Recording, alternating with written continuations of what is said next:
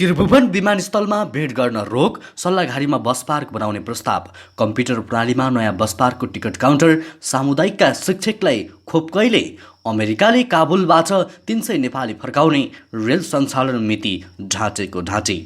Corona संक्रमित नभएका पालिकाका विद्यालय खुले, जागिरलाई 25 लाखसम्म ऋण दिने राष्ट्र ब्याङ्कको घोषणा, टेलिकमको मुनाफा 2.25 अर्ब घट्यो, प्रचण्ड भन्छन् देउबा सरकार अल्पमतमा पर्न सक्छ। गोकुल बास्कोटाको व्यङ्ग्य, भैँसीको पूजा, राम मन्दिरको विरोध। प्रचण्डलाई प्रश्न, माओवादी आलुको भूमिकामा मात्रै कति समय रहने?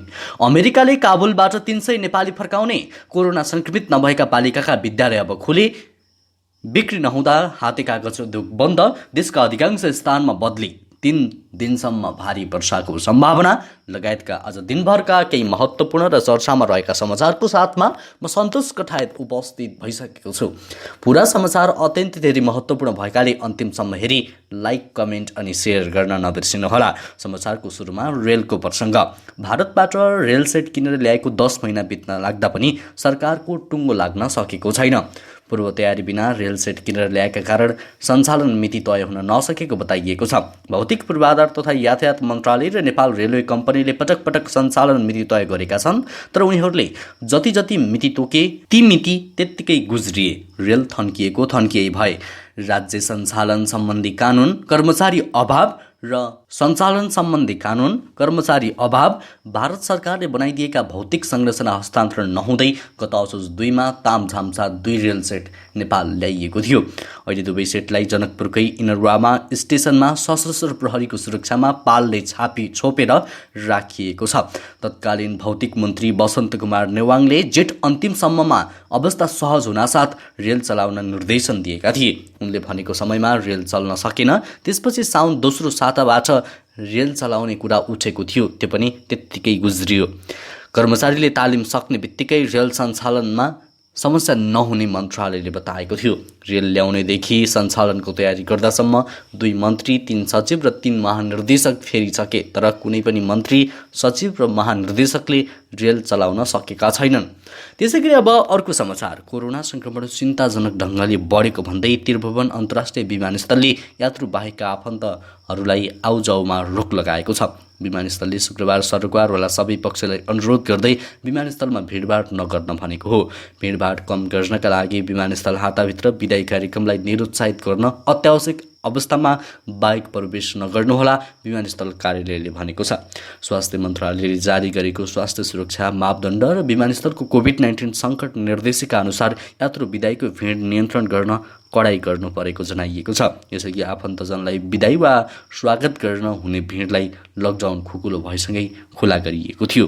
त्यसैगरी अब अर्को समाचार। नेकपा एमालेका नेता गोकुल बास्कोटाले माओवादी केन्द्रका अध्यक्ष पुष्पकमल दाहाल प्रचण्डलाई भैँसी पूजा गरेर राम मन्दिरको विरोध किन गरेको भन्दै व्यङ्ग्य गरेका छन्। सामाजिक सञ्जाल मार्फत बास्कोटाले पशुपतिनाथमा सुनको जलारी र ठोरी स्थित राम मन्दिरको विरोध गर्नेहरूले होली वाइन र भैँसी पूजामा सरिक भएको बताएका छन्। उनले मान्छे भएपछि धर्म संस्कृतिसँग जोडिनै पर्ने तर्क गर्दै छुवाछुत हिन्दू धर्म संस्कृतिको अङ्ग नभएको दाबी समेत गरेका छन्। व्यक्ति र धर्म संस्कृति जोडिएकै थिएन भने भैँसी पूजा र होली वाइन समारोह किन आयोजना गरिए? जलारी र राम मन्दिरको विरोध चाहिँ किन? आइतबार बिहान बास्कोटाले ट्विटरमा लेखेका छन्, युरोप अमेरिकामा चर्च र राज्य मात्र छुट्याइएको हो। छुवाछुत व्यक्तिमा रहेको गलत मनोवैज्ञानिक समस्या हो, हिन्दू संस्कृतिको अङ्ग होइन। लुकेर चिना हेराउने, फुटाउने, लाउने, उनले व्यङ्ग्यात्मक शैलीमा भनेका छन्। त्यसैगरी अब अर्को समाचार। अफगानिस्तानको विद्रोही समूह तालिबानले राजधानी काबुल आसपासका क्षेत्र कब्जामा लिएपछि अमेरिकाले आफ्नो दूतावासमा कार्यरत नेपालीलाई स्वदेश फिर्ता गर्ने भएको छ। अमेरिकी दूतावासमा अहिले झन्डै 300 जना नेपालीले सुरक्षा दिइरहेका छन्। अमेरिकी दूतावासमा कार्यरत एक नेपालीले काबुलबाट कान्तिपुरलाई टेलिफोनमा दिएको जानकारी अनुसार उनीहरूलाई अमेरिकाले विमानमा कुनै पनि बेला नेपाल पठाउन सकिने भनेको छ। यहाँको पछिल्लो अवस्था बिग्रिएको छ। धेरै अमेरिकी सेना फिर्ता भइसकेका छन्। हामीलाई फर्कन तयार भएर बस्न भनिएको छ। फिर्ता हुने दिन भने तोकिएको छैन।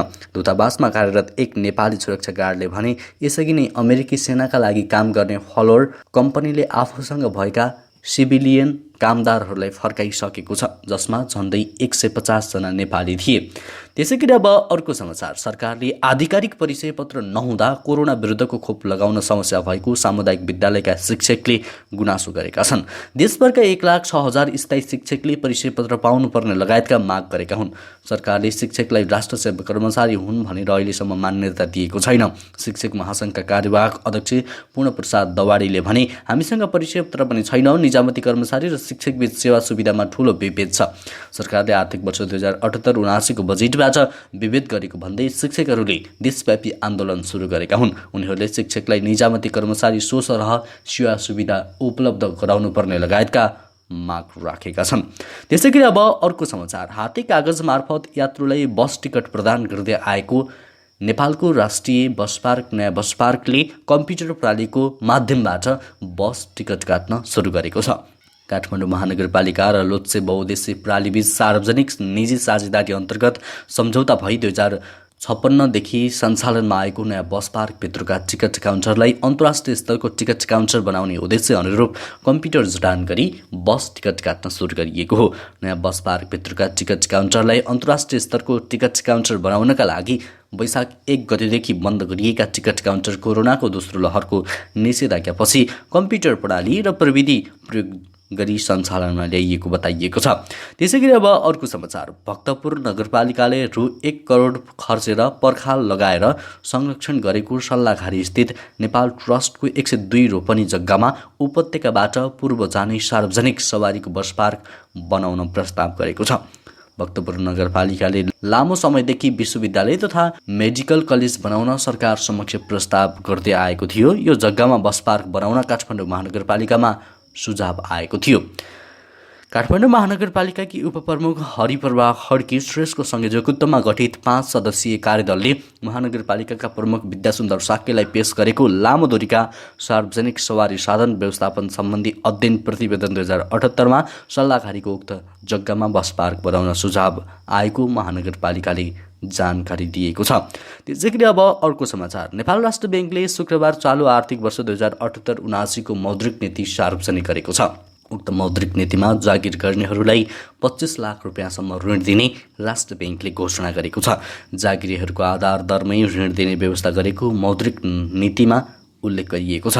गभर्नर महाप्रसाद अधिकारीले भर्चुअल माध्यमबाट सार्वजनिक गरेको मौद्रिक नीतिमा यस्तो ऋण 25 लाख रुपियाँभन्दा बढी दिने घोषणा गरेको छ। यो ऋण पाउनेहरूमा डाक्टर, इन्जिनियर, पत्रकार, शिक्षक र अन्य कर्मचारी रहेका छन्। यसको ब्याज दर जुन संस्थाबाट ऋण लिने हो त्यसको आधार दर बराबर हुने जनाइएको छ। त्यो ऋण 2 वर्षका लागि उपलब्ध गराइने ब्याङ्कले जनाएको छ, जसका लागि धितो भने अनिवार्य गरिएको छ। त्यसै गरी अब अर्को समाचार, हरियो तरकारीको मूल्य 240% घटेको छ। कालीमाटी फलफुल तथा तरकारी बजार विकास समितिले उपलब्ध गराउने दैनिक मूल्य सूची अनुसार गएको 1 महिनाभित्र तिते करेला, लौका, फर्सी, काँक्रो, भेन्डी लगायतका तरकारीको मूल्य घटेको पाइएको छ। निषेधाज्ञापछि कालीमाटीमा तरकारीको आयात बढेकाले मूल्य घटेको हो। गएको असार 30 गते प्रति किलो 85 रुपियाँ थोक मूल्य रहेको तिते करेलाको मूल्य 1 महिनाको अवधिमा 240%ले घटेर 25 रुपियाँ कायम भएको छ। यसअघि प्रति किलो 125 रुपियाँ रहेको घिउ सिमीको मूल्य 228%ले घटेर प्रति किलो 35 रुपियाँ पुगेको छ। 75 रुपियाँ किलोमा बिक्री भइरहेको घिउलाको मूल्यमा पनि करिब 200%ले गिरावट आउँदै प्रति किलो 25 रुपियाँमा बिक्री भइरहेको छ। त्यसै गरी अब अर्को समाचार, बारीभरि 7 परिवारका लागि छुट्टा छुट्टै घर बनाइदिएर राखेका छन्। मैयाखोला गाउँपालिका 3 साकुका पहलमान चोङवाङले तरकारी बारी र अरेन्ज बगान मासेर उनले सबैलाई पहाडे हात्ती कागज उत्पादनमा लगाएका हुन्।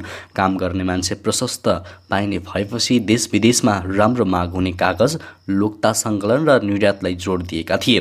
ताप्लेजुङमा कागज बनाउँदै एक उद्यमीले भनेका छन्, 2 दर्जन बढी कागज उद्योग दर्ता भएको जिल्लामा अहिले 6वटाले मात्रै छुट पूर्जी लिएका छन्।